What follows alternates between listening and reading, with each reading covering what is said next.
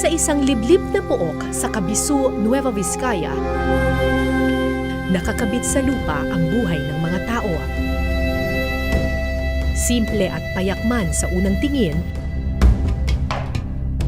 may nakatagong yaman ang lugar na ito sa pusod ng gubat sa ilalim ng lupa.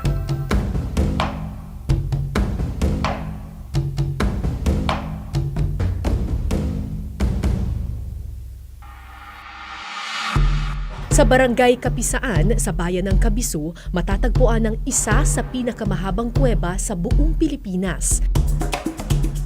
Dekada 60 nang aksidenteng matuklasan ito ng mga residente. Hindi para sa natatangi nitong yaman, pero para sa libu-libong paniking nakatira sa mga kuweba. Hindi nung unang panahon dito, kahit dito sa baba,